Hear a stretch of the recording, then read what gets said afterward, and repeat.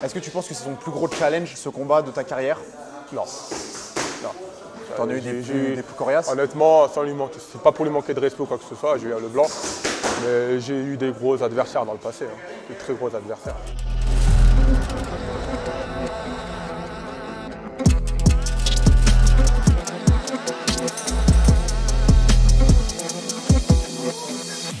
Salut à tous, bienvenue sur l'Arena MMA. Aujourd'hui, on est au Track Fit Boxing et on interview Salaheddine Dekissi. Il va se battre au main event à Gatineau, à Samouraï MMA chapitre 6 contre Julien Leblanc. Un combat qui va avoir lieu à 185 livres. Comment ça va, Salaheddine? Ça va bien, tranquille. Alors, présente-toi en quelques mots. D'où viens-tu? Je viens de Paris, j'ai 30 ans, combattant d'MMA. Ça fait combien de temps que tu vis à Montréal? Et depuis combien de temps que tu t'entraînes du coup à Montréal? Un an que je suis à Montréal, que je m'entraîne. Et donc, petit message rapide du commanditaire. Abonnez-vous s'il vous plaît à la chaîne, ça nous aide beaucoup.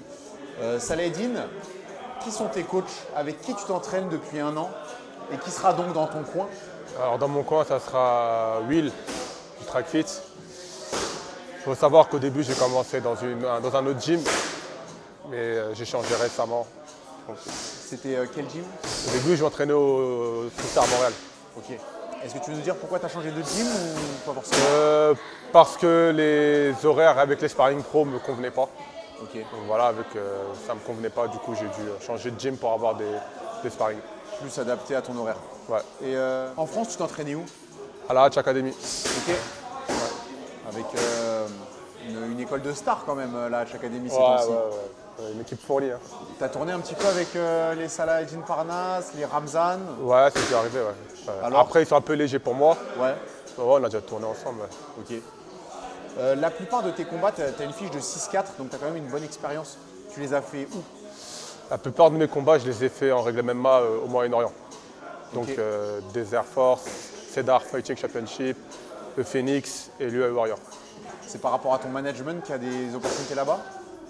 Par rapport à mes choix personnels déjà, parce que c'est là où ça paye le mieux, tout simplement. Voilà, il faut savoir que moi je fais ça aussi parce que c'est pour la patte du gain, c'est pas pour la gloire. Donc je vais là où ça paye le mieux et il y a quand même une très bonne exposition, c'est là où les combattants sont le mieux traités, je trouve. Si tu compares une organisation comme l'UAE Warrior et le Cage Warrior, l'UAE Warrior paye beaucoup mieux. Okay. C'est pas mieux, c'est beaucoup mieux. Ah ouais, hein. Ouais. Parce que j'en ai connu qui ont combattu au Cage Warrior, ouais. Je connais leur paie.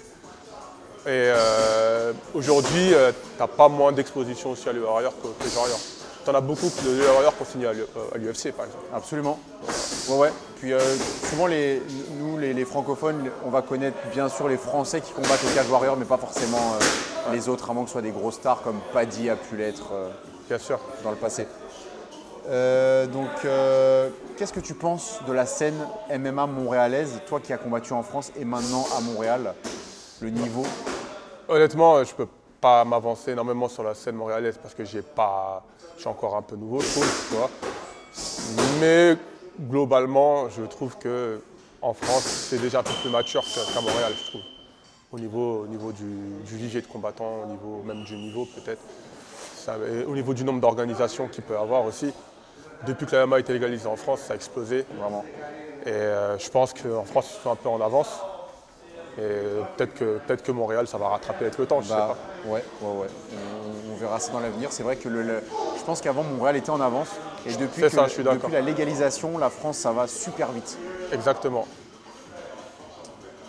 Ton premier combat à Montréal arrive et ce sera un main event.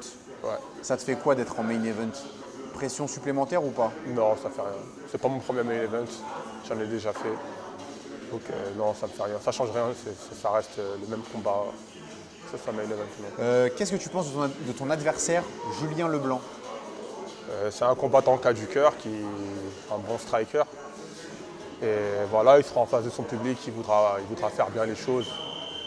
Donc je pense que ça va lui donner des ailes un petit peu. Et voilà, ça a l'air d'être un bon combattant. Toi, tu as l'habitude de combattre à l'extérieur de toute façon? J'ai toujours combattu à l'extérieur, donc ça fait rien. Il a vendu justement pour 50 000 $ de billets, il nous a dit. Donc il y aura beaucoup de monde présent pour lui. Est-ce que ça ne te dérange pas de te faire huer, Non. d'avoir une foule qui est hostile contre toi? Est-ce qu'au contraire, ça va donner de la force? Comment Ça tu le vis? va ni me donner de la force, ni m'en enlever. Au final, on est 2 hommes dans la cage. Ses amis ne vont pas l'aider dans la cage. Ce n'est pas eux qui vont me donner des coups, c'est lui.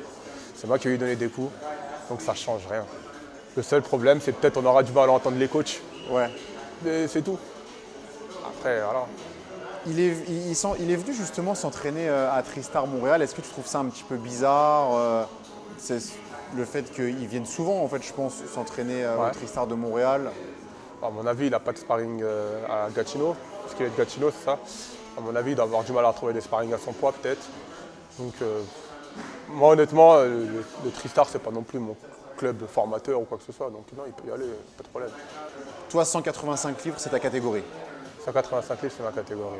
Là. En cas de victoire, quelle suite pour toi? Est-ce que tu as signé un multi-fight deal avec Samouraï? Est-ce que tu es un agent libre? Qu'est-ce que tu vois pour la suite? J'ai pas signé de multi-fight avec Samouraï. En général, j'aime pas trop signer de multi-fight. Je préfère rester libre pour faire ce que je peux par la suite. Mais voilà, j'aime pas trop m'avancer. On verra combat après combat. Déjà, on va faire celui-là. Ouais.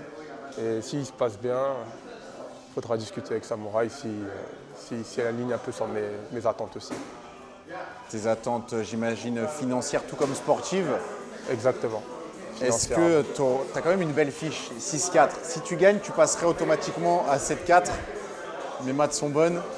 Est-ce que la ceinture de 185 livres, qui n'est pas encore décernée à Samouraï, qui n'existe pas encore en soi, pourrait t'intéresser? Ça pourrait m'intéresser si, comme je t'ai dit, on s'aligne sur mes exigences et que si je gagne le combat déjà, il faut le gagner. Absolument. C'est pas fait. C'est pas fait. Mais oui, ça peut être intéressant, ça donne une bonne exposition au Canada, c'est pas la ceinture de Samouraï. Donc si ça serait la première, ouais, ça serait bien. Est-ce que tu penses que c'est ton plus gros challenge, ce combat de ta carrière? Non. Non. T'en as eu des plus coriaces? Honnêtement, sans lui manquer, c'est pas pour lui manquer de respect ou quoi que ce soit, j'ai eu le blanc. Mais j'ai eu des gros adversaires dans le passé, des très gros adversaires. Parfait. Écoute, Salah-Eddine, on a hâte de découvrir. La scène montréalaise a hâte de découvrir.